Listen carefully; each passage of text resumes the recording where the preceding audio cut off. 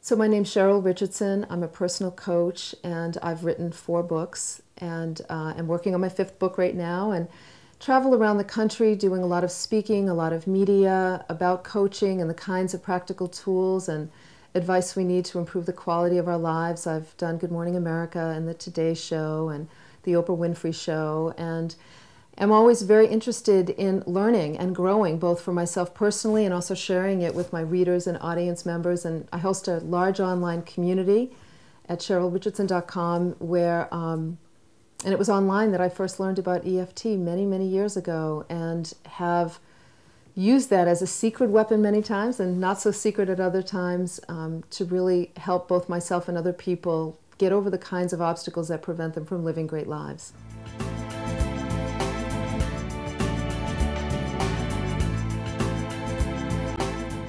Well, the first time I was exposed to EFT was through my husband, Michael Garish, who's a fitness expert. And he's a psychotherapist and an exercise physiologist, and he had started studying tapping therapies and had been introduced to EFT. And I heard him talk about some of the amazing things that were happening with the clients that he worked with. I remember one woman he worked with had been a professional skier and had an accident and broke her leg and could not get on a slope. She was too afraid, and I remember he came home and said to me, "You're not going to believe what happened." This was in the beginning when he first started using it. "You're not going to believe what happened. I used the tapping therapy on my client, and she went skiing that weekend for the first time in years." And I thought, well, this is kind of interesting, but it seemed a little too good to be true. And he and I were flying cross country. I was speaking in California, and he was with me, and I was a very nervous flyer at the time, and I had had a very bad flight in my early 20s, so I really didn't like to fly at all. And while we were flying, we hit really bad turbulence, and I started to panic. And he taught me EFT in that moment on the plane while I was panicking, and within 3 minutes, not only was I calm and relaxed, but the rest of the flight, even though the turbulence continued off and on, I had no problem whatsoever. And that's when I went, all right, there's something to this. This is worth checking out.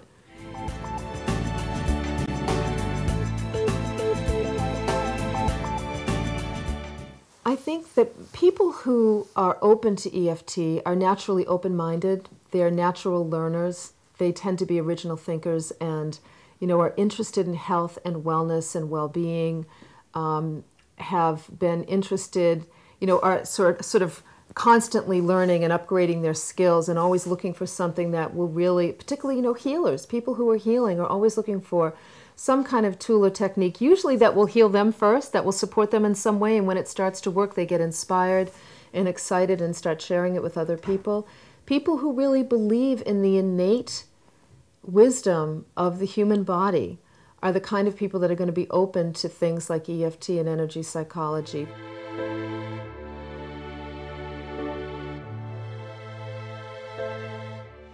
The reason that I think EFT is so beneficial is because it works in so many ways, so many great ways. I mean, all of us as human beings get scared, we get anxious, especially in this day and age when many of us are so overwhelmed and stressed out.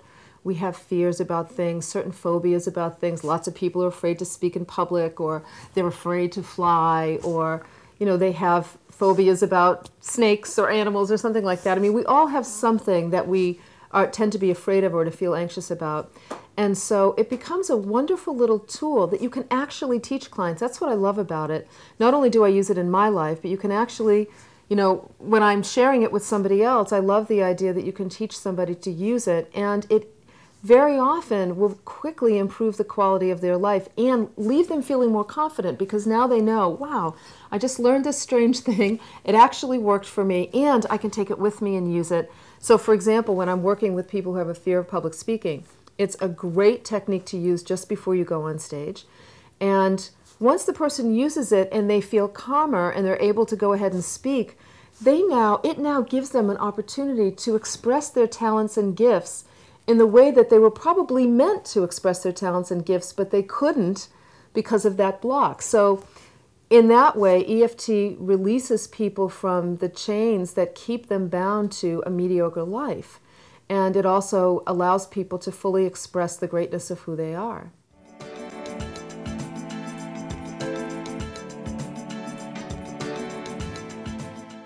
Yes, so let's say, for example, there's a certain goal that you want to reach, like you want to become debt-free. And there's a reason why you're in debt in the first place. So if we start to explore what those reasons are, usually we'll see there's a block about something, or there's a fear about something. Maybe you're afraid to look at your bills to be paid folder, or maybe there was a lot of anxiety about money when you were growing up. And so in that regard, you can decide on what the goal is, decide on the action steps you need to take to achieve the goal, and then look at what it is that might prevent you from achieving that goal. And you can start to use EFT as one of the tools. It's not the only tool, but as one of the tools that can start removing those blocks so that you're able to achieve your goals. Absolutely.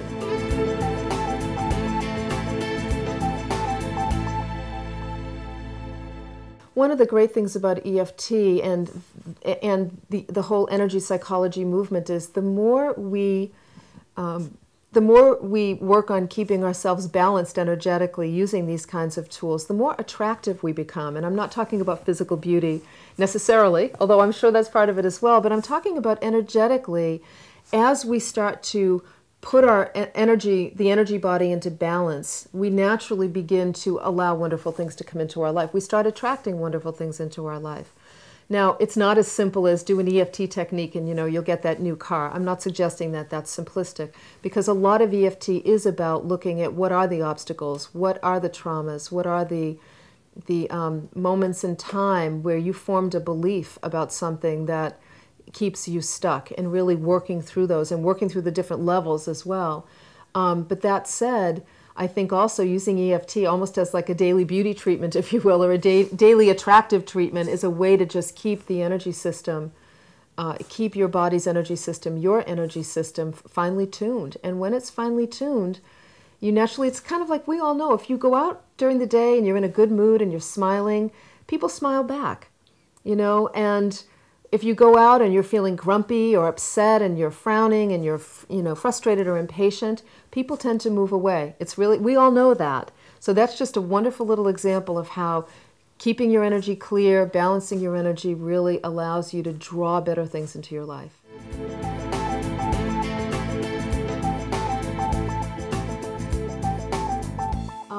Well, I remember working with a colleague of mine, a mother of 3 small girls.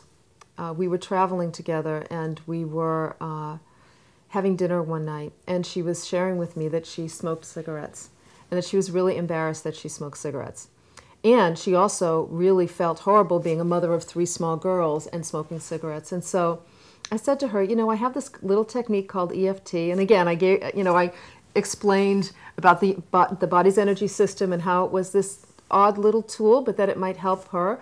And I told her that, if she wanted, I would teach her the technique to help her possibly quit smoking. I'd never used it for smoking before, but I figured, what the heck, I use it for everything. And I started to treat her, and just using the setup phrase, I said to her, I want you to start with, even though I smoke, I fully and completely accept and love myself. Or even though I smoke, I deeply and profoundly accept myself.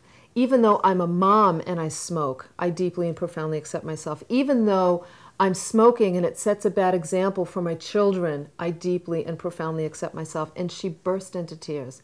And I could see really clearly, it was almost like I could see her block. I knew that the self-loathing she felt about smoking, the way that she beat herself up about smoking, was the actual thing that locked it in place. And so within 5 minutes of treating her, she said she had no desire to smoke whatsoever and quit smoking and stopped for good. Hadn't smoked again. So in that regard, not only was it helping her health, improving her health, but it was making a dramatic impact on her emotional and physical health, but also her children's lives as well.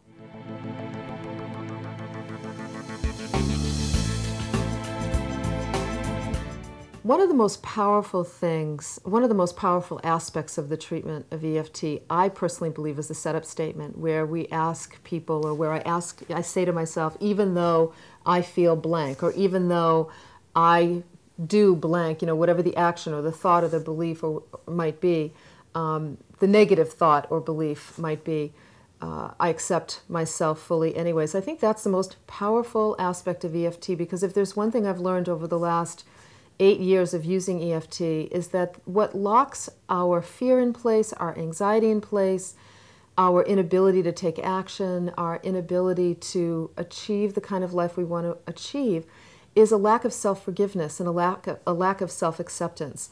I mean, if there's one thing that's become really clear to me is the direct connection between energy, or the blocking of energy, and an inability to love oneself. And I've just seen it so many times because I have felt it as someone who has used EFT both on my own and with a practitioner. I have felt the resistance to want to say, even though I'm afraid to get on stage, I deeply and profoundly accept myself, or even though I feel terrified about flying, whatever the resistance might be, even though I hate myself right now for the way I'm feeling, I fully and completely accept myself. I have felt what it feels, that the release that comes from embracing and accepting the fullness of who we are. And I've seen it time and time again with people where there's such resistance to accept and own the fullness of who we are. And it's that resistance that keeps us stuck.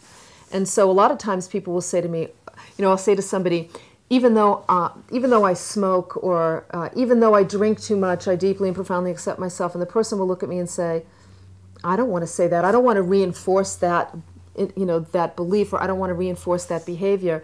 It's a typical response. I understand that completely.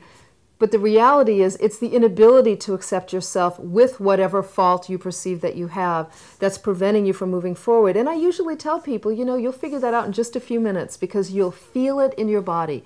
You'll feel it in the body's energy system as you begin to embrace it. And my feeling personally, after having worked with so many people and having experienced it so much myself, is that there's a big part of physical illness that's directly related to an inability to forgive oneself, an inability to accept oneself even with the illness. This fear that somehow we've caused it, or something we did or didn't do has caused some kind of serious illness, and the inability to embrace ourselves and forgive ourselves if we think we need to be forgiven, is what really releases us from the binds of our own inability to love ourselves. So I think it's the most powerful part of the treatment. It's something that, if I'm going to use anything, if I'm sitting on a plane and I'm feeling nervous, I will simply just repeat to myself, even though I feel nervous, I deeply accept these feelings. Even though I feel upset about the argument even though I hate Joe right now, I completely accept those feelings, so that it's in accepting them that we can then release them.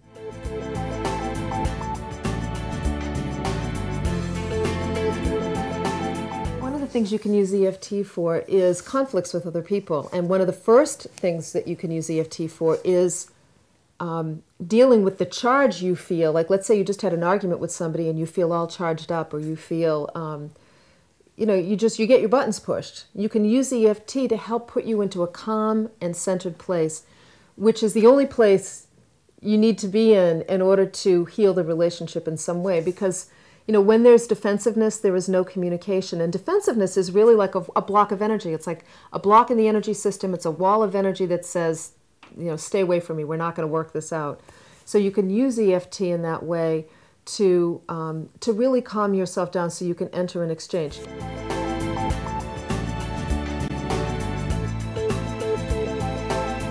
Those of us who use EFT, and as it becomes more well known, it really will be used first and foremost as a preventative measure. If you're trying to lose weight, you'll use the tapping every day to support you in maintaining balance in the body and making healthy food choices. Or if you have a history of illness in your family and you find yourself nervous about getting that illness, you'll use EFT to treat some of that anxiety and fear. I think it'll also be the frontline treatment for people who are dealing with illness. Or it'll be part of the protocol of dealing with illness, that we won't just treat the physical body, but we'll treat the energetic body as well. And I certainly hope that it'll be used in schools with children. I think that that's a really wonderful, there's such a wonderful opportunity there, teaching children how to use EFT. And even more important, as I often say to audiences, teaching adults, because the adults in our lives are the ones that influence the children. And the more we can teach this technique to adults and really help them to overcome their fears and their concerns and the blocks that they have about living a great life, the more they're going to pass on those techniques. And I've used EFT with children before. It's wonderful for nightmares and anxiety that kids have going to school. I remember one time my husband Michael used the technique with a good friend of ours whose daughter had to go through an invasive medical procedure, and it was really traumatic. And he taught her, the mother, the tapping technique, and she used it while they were in the hospital. And the doctors, as well as the nurses and the mother, were amazed at how this young child just sailed through the test when normally it was a very upsetting and traumatic experience. So I also see a wonderful opportunity for using EFT in hospital settings, pre and post surgery, with chemotherapy treatments, and so that we're not only helping people to be more relaxed emotionally when they're dealing with these difficult kinds of things, but also helping to speed up the healing of the body.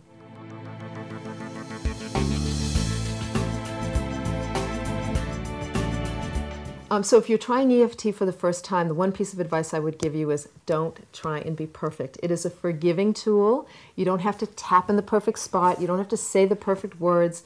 If you're just trying it in the beginning, just allow yourself to just go through the protocol and see what happens. Notice how you feel in your body, and be willing to experiment. Be willing to, just play around with it and notice how you feel in your body, or notice how your thoughts shift.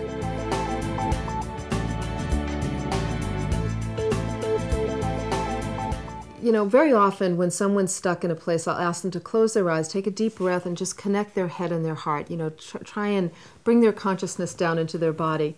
And then I'll ask them a question, and I'll ask them to just say the first thing that comes to mind, because most of us, will overthink things. I think the same thing can happen with tapping, that very often I'll say that to a client, or I'll say that to an audience member. They'll close their eyes, they'll breathe, I'll ask them the question, and you see a little smile come to their face. And I know that little smile means something just occurred to them that they don't want to say, so they're going to say the next thing. And it's the same thing with tapping. I think it's really important that anything you feel resistance to saying or owning is the thing you should be tapping on. Because the old saying, anything you resist persists. Anything that you feel hesitant to say out loud, excuse me, if something comes up that you don't want to say out loud, or you don't want to own, or you don't want to say you accept about yourself, that's the very thing you want to tap about, because that's the good news is that's leading you right to why you're stuck. And that's leading you, it's shining a light on the place that needs your love and your compassion and your self-acceptance more than anything else. And the quicker you can get there and give yourself that, the quicker you're going to dissolve that block and get on with your life.